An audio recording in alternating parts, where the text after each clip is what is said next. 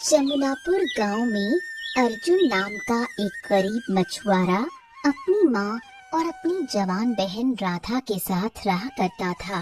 एक दिन अर्जुन शाम को थका हारा घर आया ही था कि तभी उसकी माँ उससे बोली, क्या हुआ? क्या आज भी तेरे जाल में कोई मछली नहीं फंसी? अरे क्या बताऊं माँ, सारा दिन तालाब में जाल डालकर बैठा रहा, परंतु मेरे जाल में केवल 2 ही मछलियाँ फंसी। बस ये लो माँ, एक सिक्का। बेटा, एक सिक्के से अब मैं आज का खाना कैसे बनाऊं? तू अच्छी तरह से जानता है, अनाज के साथ साथ खाने में सब्जी की भी आवश्यकता होती है और सब्जी में खाना पकाने के लिए और भी वस्तुएं डाली जाती हैं। अर्जुन निराश हो गया। अब मैं क्या करूं माँ? मुझे मछली पकड़ने के अलावा और कोई काम आता भी तो नहीं है ना। न जाने क्यों कुछ दिनों से मेरी किस्मत बहुत खराब चल रही है। मछुआरों के जाल मछलियों से भर जाते हैं, लेकिन मेरा जाल ही पता नहीं क्यों खाली रहता है। अब क्या करूं मैं? भैया, आप दूसरे तालाब में जाकर मछलियाँ क्यों नहीं पकड़ते? मैंने सुना है जंगल के तालाब में मछलियाँ बहुत अधिक फंसती हैं। हाँ, शायद तुम सही कह रही हो राधा। कल मैं दूसरे तालाब में जाकर मछलियाँ पकड़ने का काम करूँगा, ये सही रहेगा। हाँ बेटा, आखिर कब तक हम अपना जीवन गरीबी में व्यतीत करते रहेंगे? राधा जवान हो गई है, कल उसके हाथ भी पीले करने हैं। सब कुछ कैसे हो पाएगा? अर्जुन ने अपनी माँ की बात का कोई जवाब नहीं दिया और चुपचाप लेट गया। अगली सुबह अर्जुन अपना जाल लेकर जंगल की ओर निकल पड़ा। वो जंगल की सीमा तक पहुंचा ही था कि तभी रास्ते में एक दूसरा मछुआरा उसे मिल गया। मछली जाल में फंसी तो बड़ा मजा। अरे क्या बात है भैया अर्जुन, कहाँ कहाँ? ये तुम जाल वाल लेकर ये जंगल की तरफ काहे जा रहे हो भैया? ओ, लगता है जंगल के तालाब से मछलियाँ पकड़ना चाह रहे हो।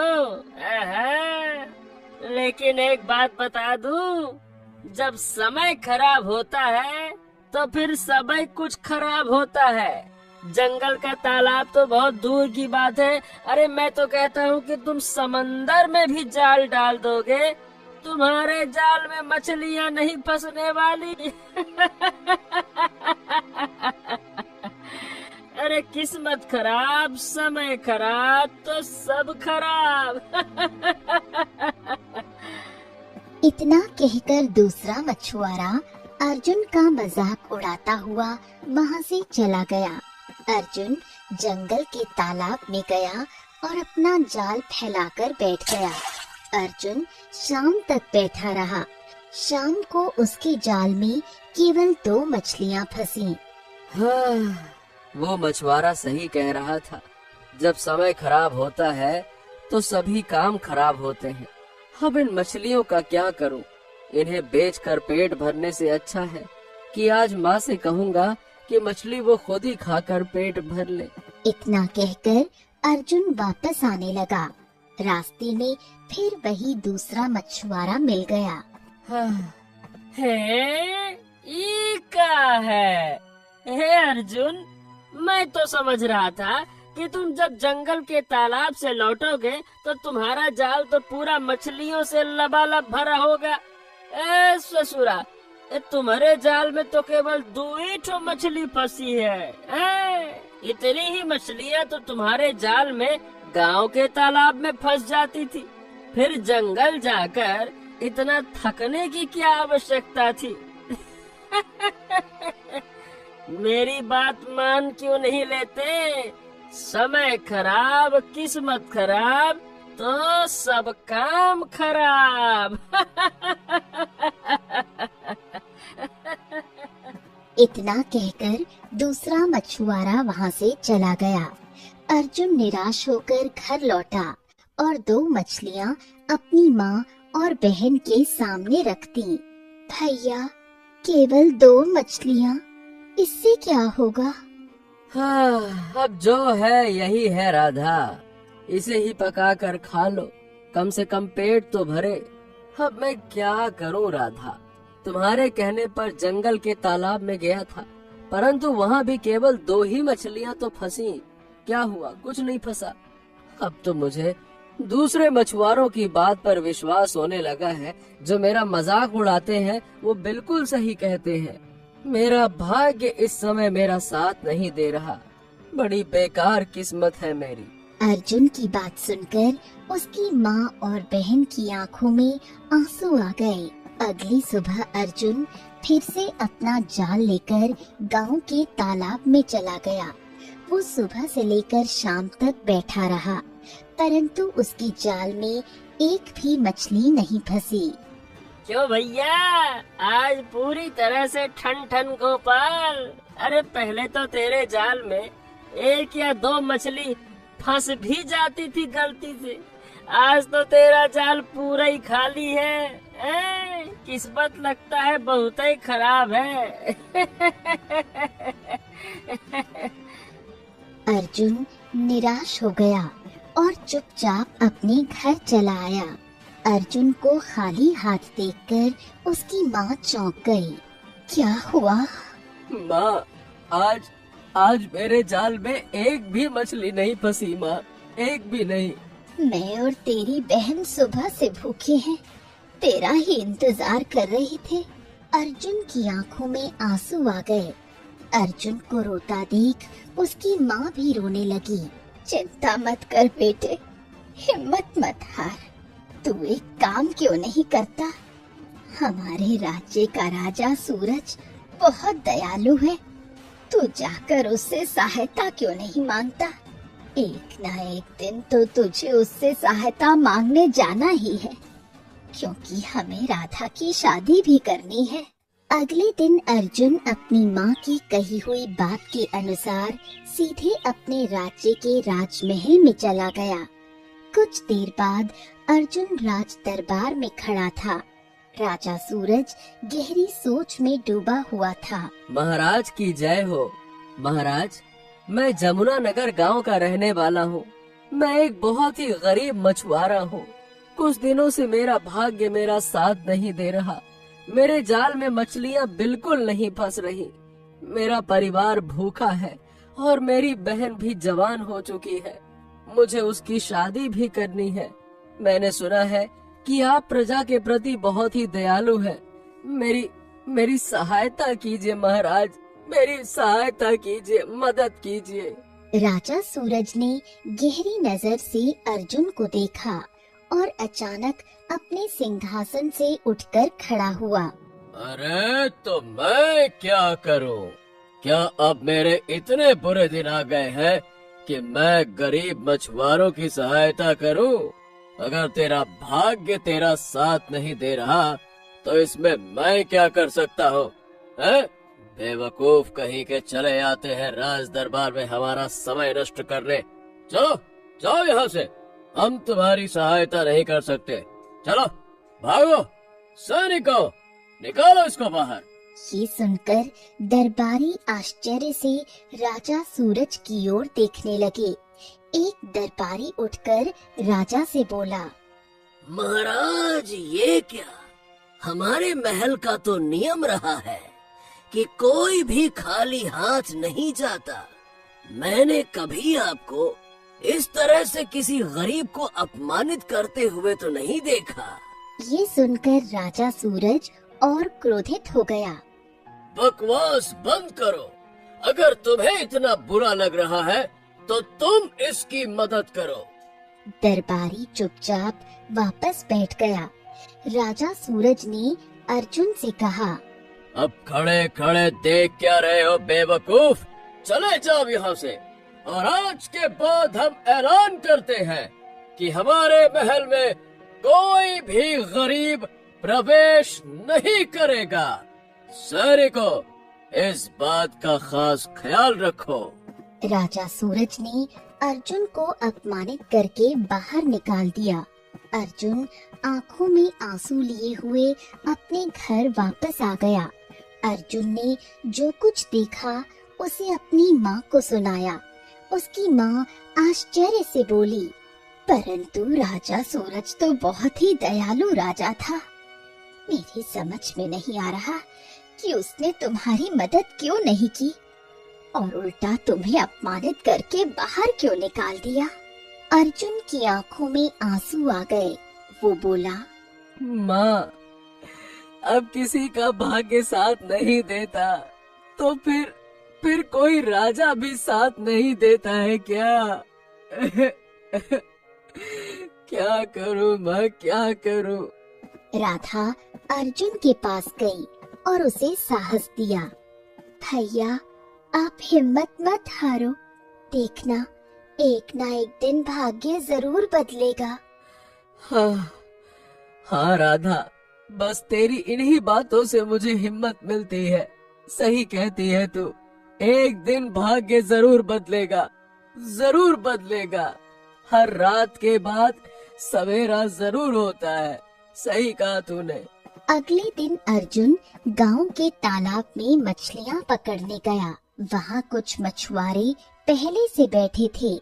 एक मछुआरा अर्जुन से बोला, ए भैया अर्जुन, मैंने तो सुना है कि तुम राजा सूरज के पास सहायता मांगने गए थे, परंतु राजा सूरज ने तुम्हें अपमानित कर दिया, भगा दिया वहाँ से, हैं? ए भैया, हमने तो कभी ना ऐसा सुना कि हमारे महाराज ने किसी गरीब को ऐसे बुरी तरह से अपमानित किया हो। क्या सुना क्या किसी ने? मैंने तो ना सुना। मैं बताऊं इसमें सारा दोष किसका है? अरे ये अर्जुन के भाग्य का है। जब इसकी किस्मत ही साथ नहीं दे रही तो महाराज इसकी मदद करके काहे को इसकी फूटी किस्मत का दोष अपने माथे ले ले, है? नहीं तो और नहीं तो क्या। ए भैया, इतनी खराब किस्मत वाला तो मैंने किसी को ना देखा। अब तो राजा ने भी अपने महल में गरीबों के प्रवेश पर रोक लगा दी। और किसकी वजह से हुआ ये अर्जुन की वजह से। इसने महल में कदम रखा और सब गरीबों के रास्ते बंद कर दिए। और नहीं तो क्या। ए भैया अर्जुन, मैं तुम्हारे हाथ जोड़ता हूँ, अब तुम इस तालाब में मत आया करो। तुम जंगल में ही मछली पकड़ने जाया करो। अरे भैया, मुझे डर है कि कहीं तुम्हारे खराब किस्मत की छाया यहाँ तालाब में न पड़ जाए, नहीं तो हमको भी लेने के देने पड़ जाएंगे। नहीं तो। उन दोनों मछुआरों की बातों से अर्जुन बहुत टूट गया। आंखों में आंसू लिए वो वहाँ से जंगल के तालाब की ओर चल दिया और अपना जाल तालाब में डाल दिया। अर्जुन सुबह से शाम तक अपना जाल तालाब में डाले रहा, परंतु थक हार कर भी उसके जाल में एक भी मछली नहीं फंसी। अर्जुन घबराकर बोला, हाँ, हे भगवान, आज तो मेरे जाल में एक भी मछली नहीं फंसी। मेरा परिवार कब से भूखा है। खाली हाथ लौटूंगा तो सब खत्म हो जाएगा। क्या करूं? तभी अर्जुन का जाल भारी हुआ और उसने जाल खींचा। जाल में एक सोने की मछली फंसी हुई थी।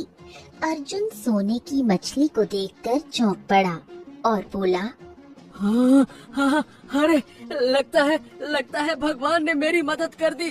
खींचता हूँ इसको। हाँ, अब इस मछली को बाजार में बेच दूंगा, मुझे अच्छी कीमत मिल जाएगी। तभी मछली ने मनुष्य की आवाज में पूछा, हे मनुष्य, मुझे छोड़ दे। अगर तूने मुझे आजाद कर दिया तो मैं तुझे एक ऐसा रहस्य बताऊंगी कि तेरा भाग्य बदल जाएगा। अर्जुन मछली की मनुष्य जैसी आवाज सुनकर और भी चौंक गया। वो संदेह से बोला, हाँ, ये कैसे संभव है? तुम मनुष्य की भाषा कैसे बोल रही हो? क्या तुम कोई पिशाचनी हो क्या? मैं कोई पिशाचनी नहीं हूँ। मैं एक जादुई मछली हूँ। मैं तुझे जो रहस्य बताऊंगी वो तेरा पूरा भाग्य बदल देगा। ए मछली रानी, देखो मैं सही बताऊं, मैं तुमको नहीं छोड़ सकता। मैं तुमको छोड़ दूंगा तो मेरा पूरा परिवार भूखा रह जाएगा। कैसे छोड़ दूं? तू मुझे छोड़ दे, मैं तुझसे सच कह रही हूँ। मुझे छोड़ने के बाद अपना जाल तालाब में फेंक देना। तेरे जाल में इतनी मछलियाँ फंस जाएंगी कि आज तुम्हारा परिवार पेट भर खा लेगा। पर रहस्य जानकर तेरा भाग्य सदा के लिए बदल जाएगा। अर्जुन ने मछली की मिन्नतें सुनकर तुरंत उसे आजाद कर दिया। मछली तुरंत तालाब के अंदर चली गई। अर्जुन काफी देर तक वहाँ बैठा रहा। अरे क्या ही कहूँ, लगता है मैंने मछली की बात मानकर गलती कर दी। हाँ। तभी मछली फिर से तालाब से बाहर आई और बोली, अब मेरी बात ध्यान से सुन मनुष्य। जंगल की गहराई में जा। जंगल की गहराई में एक खंडहर है। उस खंडहर में एक जादूगर रहता है जिसने एक मैना पक्षी को कैद कर रखा है। तू जादूगर के चंगुल से उसे आजाद करा दे, तेरा भाग्य बदल जाएगा।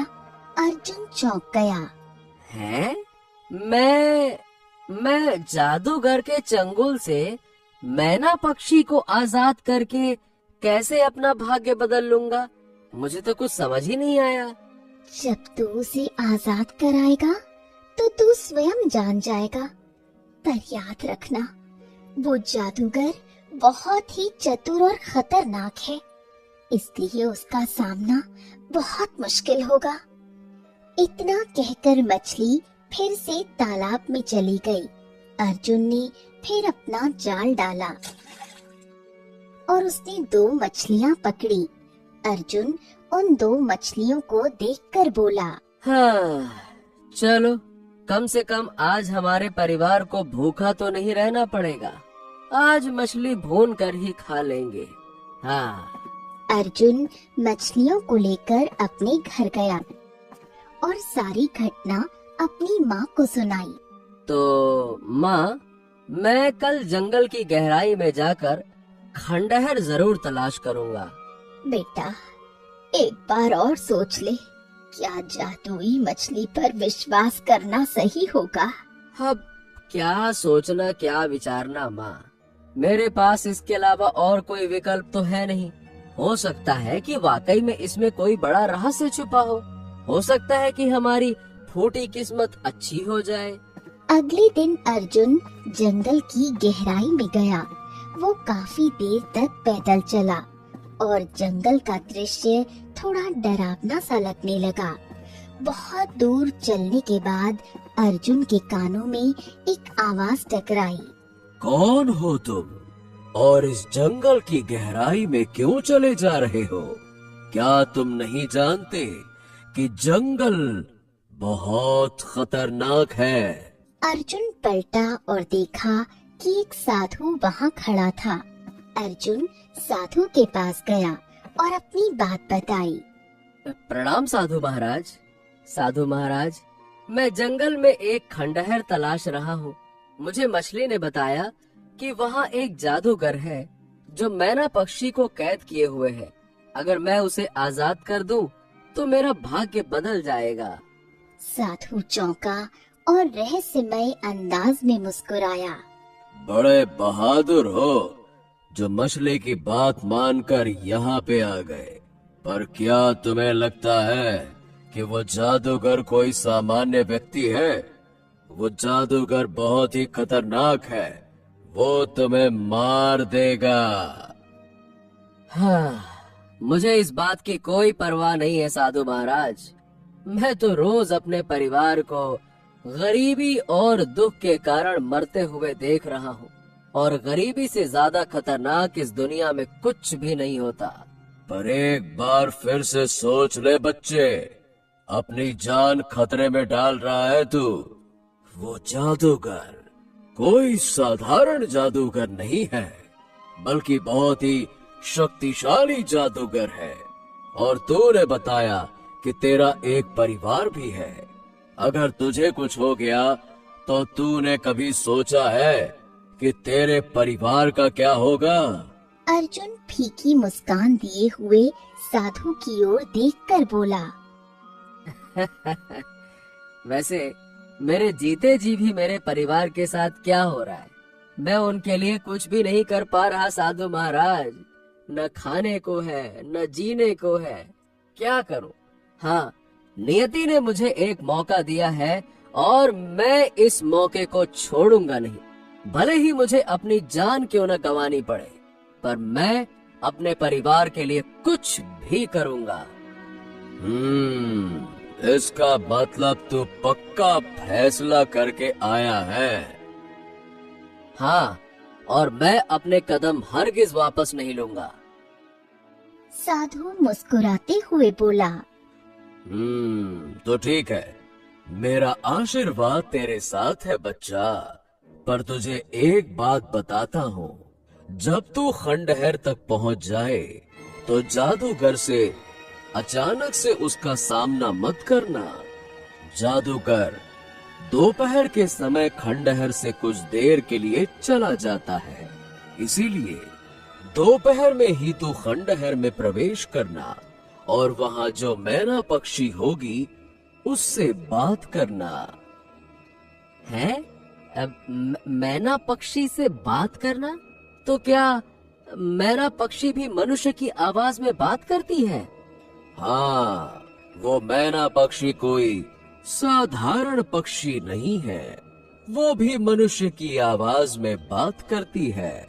ठीक वैसे ही जैसे तूने मुझे बताया कि तुझे उस मैना पक्षी के बारे में एक जादुई मछली ने बताया, और वो जादुई मछली भी मैना पक्षी की आवाज में बात करती थी।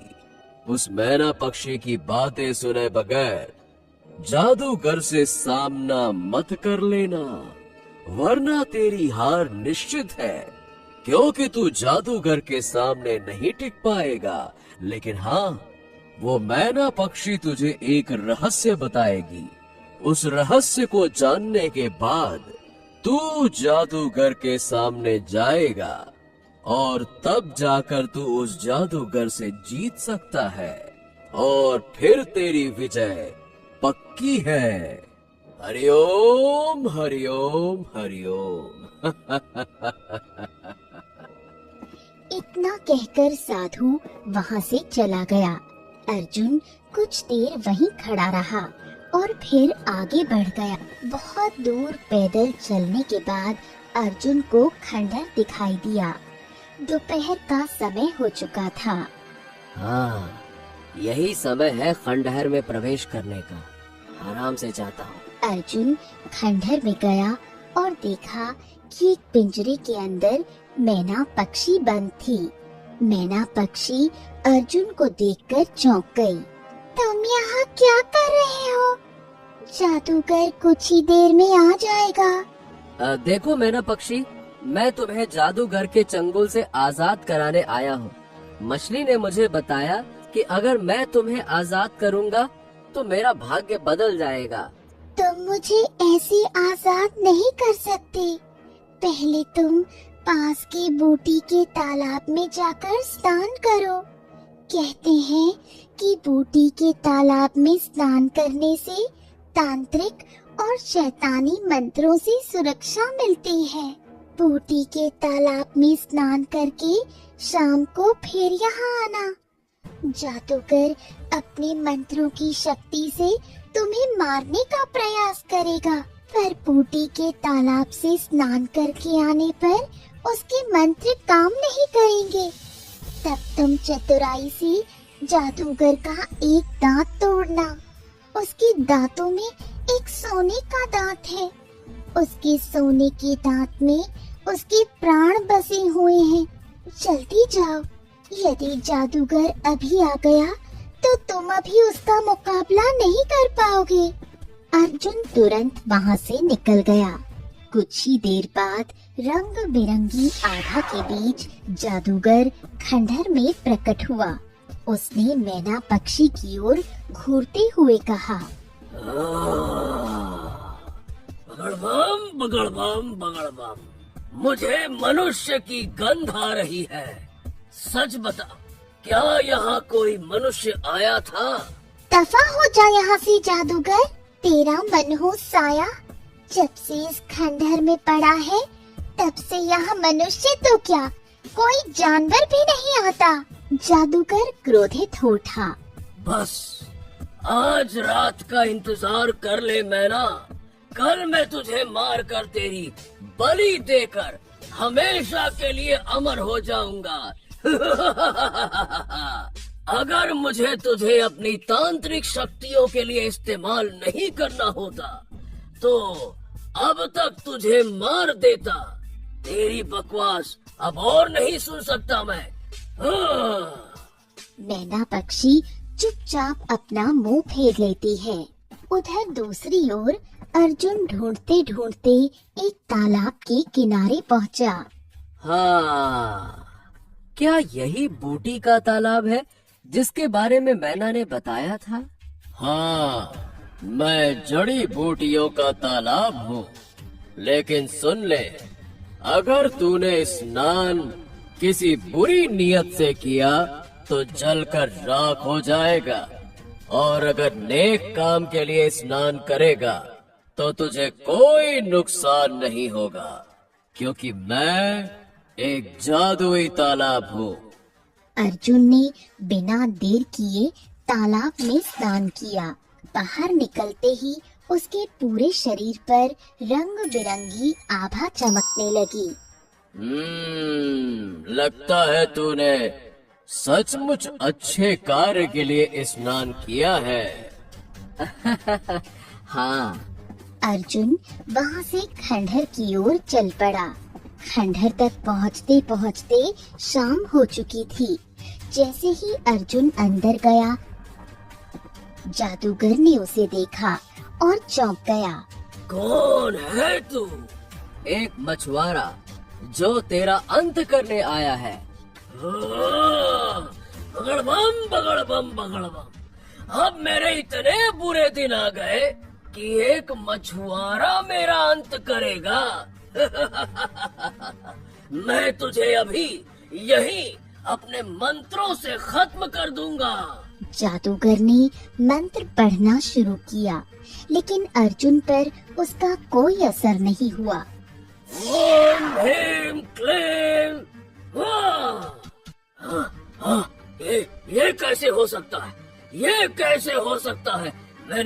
मैंने अपने मंत्रों की शक्ति से इतना शक्तिशाली जाप किया, फिर भी तुझे कुछ नहीं हुआ। तो आखिर है कौन? लगता है तू भी कोई जादूगर है। मैं कोई जादूगर नहीं हूँ।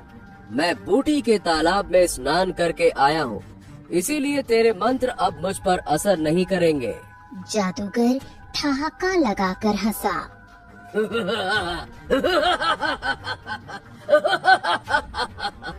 तो ठीक है, बूटी के तालाब का असर तो कुछ समय तक ही रहेगा, उसके बाद तेरा होगा बगड़बम बगड़बम बगड़बम।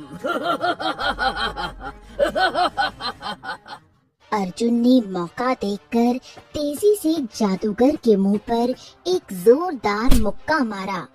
जादूगर संभल भी न पाया और उसका सोने का दांत टूटकर बाहर गिर पड़ा। अगले ही पल उसके शरीर में आग भड़क उठी। अरे आखिर मेरे अंत का रहस्य तुझे किसने बताया?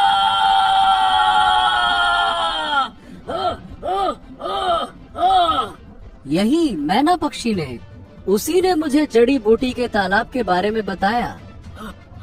अरे मेरी सबसे बड़ी गलती यही थी कि मैंने इसे जिंदा रखा।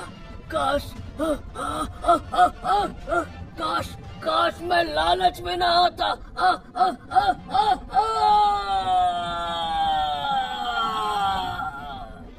इतना कहकर जादूगर जलकर राख हो गया। अचानक रंग बिरंगी आभा फैली और मैना पक्षी का पिंजरा गायब हो गया। अगले ही पल एक धमाके के साथ मैना एक राजकुमारी में बदल गई। अर्जुन राजकुमारी को देखकर चौंक गया। तुम कौन हो? मैं इस राज्य की राजकुमारी सौम्या हूँ, राजा सूरज की पुत्री। ये सुनकर अर्जुन के पैरों तले जमीन खिसक गई। ओ, तो तुम उस राजा सूरज की पुत्री हो, वही राजा जो गरीबों की मदद करना तो दूर उन्हें देखना भी पसंद नहीं करता। हाँ, मुझे नहीं पता था कि मैं एक ऐसे राजा के पुत्री की मदद कर रहा हूँ। राजकुमारी सौम्या की आंखों में आंसू आ गए। तुम्हें पूरी सच्चाई नहीं पता। पूरी सच्चाई? तुम्हारा क्या मतलब है? राजकुमारी सौम्या कुछ देर चुप रही। उसके चेहरे पर गहरी पीड़ा थी। इस समय जो राज्य का राजा बना हुआ बैठा है वो असली राजा सूरज नहीं है, बल्कि हमारा मंत्री है। असली राजा सूरज को तो कुछ समय पहले ही एक जादूगर ने मेरी आंखों के सामने मार दिया था। मार दिया था? क्या मतलब? तो फिर मैं जिससे मिलकर आया वो कौन है? मैंने कहा तो है तुमसे कि वो मंत्री था। दरअसल मंत्री की काफी समय से हमारे राज्य पर नियत खराब थी। एक दिन वो शिकार के बहाने मुझे और मेरे पिता को जंगल में इसी खंडहर के पास ले आया। खंडहर में जादूगर बैठा था। अचानक उसने मंत्र पढ़ा और मेरे पिता के शरीर में आग लग गई। ये देखकर मैं चौंक पड़ी।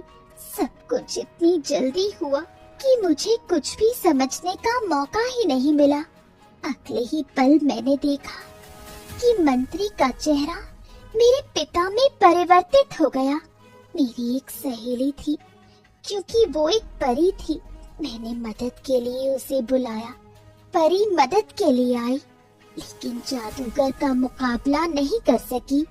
जादूगर ने अपनी शक्तियों से उसे गायब कर दिया और अगले ही पल मुझे मैना पक्षी में परिवर्तित कर दिया और पिंजरे में बंद कर दिया। अर्जुन राजकुमारी सौम्या की बातों को गहराई से सुनता रहा।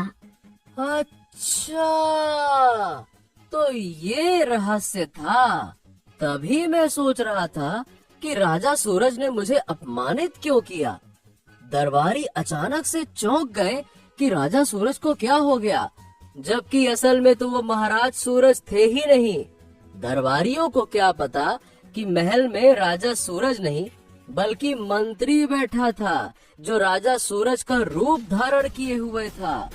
ये चक्कर है।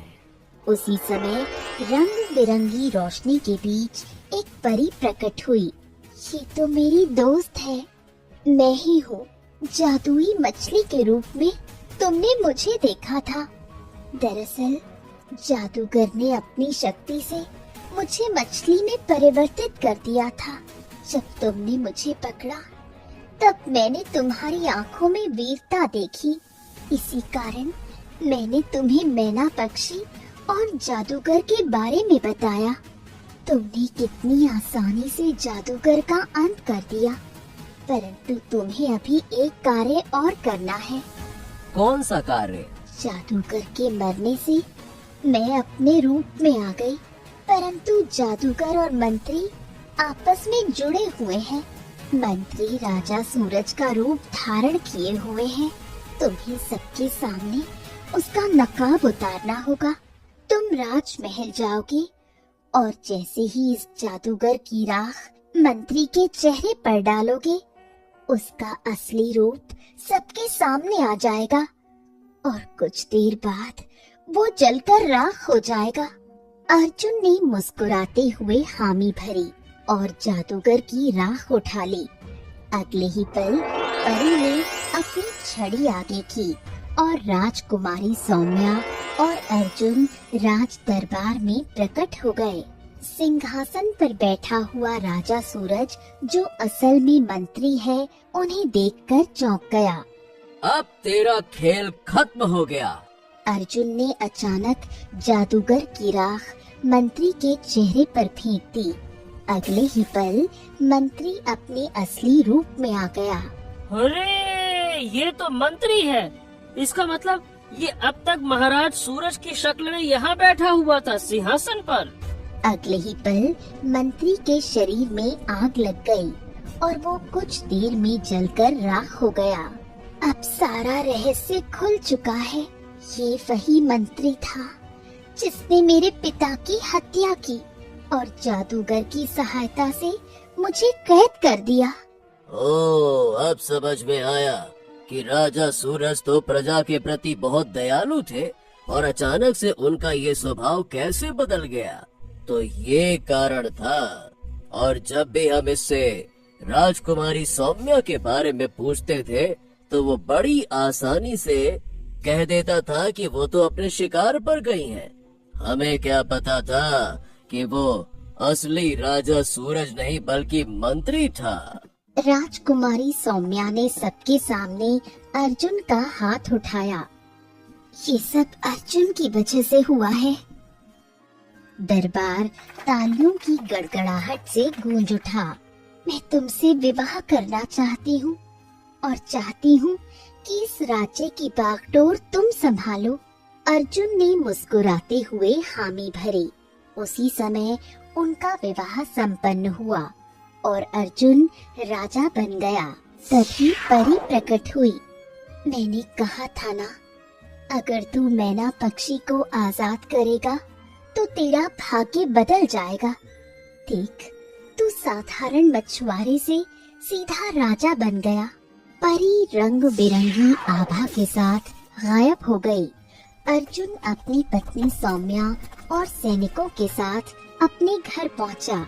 उसकी माँ और बहन अर्जुन को राजा के रूप में देखकर दंग रह गईं। अर्जुन ने सारी घटना उन्हें सुनाई और कहा, तो चलो अब हम राजमहल में रहेंगे। गांव के लोग जो पहले अर्जुन का मजाक उड़ाते थे, अब उसकी किस्मत पर नाज करने लगे। एक साधारण मछुआरे की तकदीर बदल गई थी, जिसे लोग कभी तिरस्कृत समझते थे, वही आज महान राजा बन गया। तो दोस्तों, कहानी कैसी लगी कमेंट बॉक्स में जरूर बताइए। चैनल को जरूर सब्सक्राइब कीजिए।